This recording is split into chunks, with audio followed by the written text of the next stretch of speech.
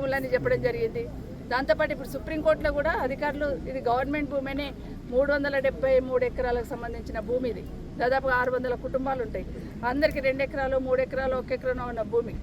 కానీ ఈరోజు కోర్టు మాకు వచ్చిందని చెప్పేసి వాళ్ళని భయభ్రాంతులకు గురి చేసి ఇక్కడున్న వాళ్ళు కోహినూర్ గ్రూప్ అండ్ మిగతా అన్ని గ్రూప్స్ కలిపి చాలా క్లియర్గా రోజు చెప్పడం జరిగింది.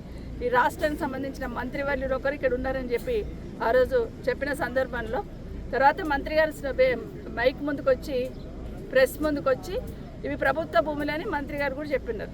నేను ఒకటే ప్రశ్నిస్తా ఉన్నాయి ముఖ్యమంత్రి గారికి, గౌరవ రెవెన్యూ మంత్రి గారికి కూడా, ఇవి ప్రభుత్వ భూములని మీ నోటీస్లో ఉంటే ఇవి ప్రభుత్వ భూములని కలెక్టర్ కూడా చెప్తున్న సందర్భంలో ప్రైవేట్ వాళ్ళు వచ్చి రేకులు ఎట్లేస్తారు? రేకులు వేయడమే కాకుండా మా రైతులను లోపలికి పోనివ్వకుండా ఇక్కడ సెక్యూరిటీని పెట్టుకొని రైతులు వ్యవసాయం చేసుకోవాలనుకున్న రైతులను కూడా ఇబ్బంది పెడుతున్న పరిస్థితి ఇక్కడ ఉంది. సో బాధ్యత గల ప్రభుత్వం, మీకు నిజంగా ప్రజల మీద బాధ్యత ఉంటే, నిజంగా మీరు ప్రజాపాలన అని మీరు చెప్పుకుంటారు కదా, అదే నిజమైతే ఇమీడియట్గా రేకులు తొలగించండి. రేకులు తొలగించి రైతులందరూ వ్యవసాయం చేసుకునివ్వండి. ఇంకొక నెల రోజులైతే వర్షం వస్తుంది, విత్తనాలు వేసుకోవాలి.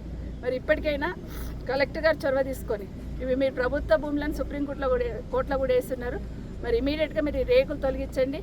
గౌరవ ముఖ్యమంత్రి గారికి, గౌరవ రెవెన్యూ మంత్రి గారు కూడా విజ్ఞప్తి, మీరే చెప్తున్నారు ఇవి ప్రభుత్వ భూములని. ప్రభుత్వ భూములు అయినప్పుడు ప్రైవేట్ వాళ్ళు రేకులు వేసుకుంటే ప్రభుత్వం చూద్దాం ఎట్లా చూస్తుంది. మీరు కింద అధికారులకి, కలెక్టర్ గారికి ఒక డైరెక్షన్ ఇవ్వండి, రేకులను తొలగించి రైతులు అక్కడ వ్యవసాయం చేసుకునే అవకాశం కల్పించండి. లేదంటే చివరి వరకు రైతులు ఎంబడి రైతుల పక్షాన బీఆర్ఎస్ పార్టీ పోరాటం చేస్తుంది.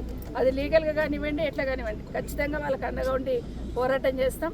నిజంగా మీరు ఇందిరమ్మ రాజ్యం ప్రజాపాలన అంటారు. నిజంగా ఇందిరమ్మ రాజ్యం అయితే నిజంగా మీరు ప్రజాపాలన చేసే ఆలోచన మీకుంటే మీరే స్వచ్ఛందంగా రైతులకు అప్పచెప్పాలని ముఖ్యమంత్రి గారిని డిమాండ్ చేస్తాం.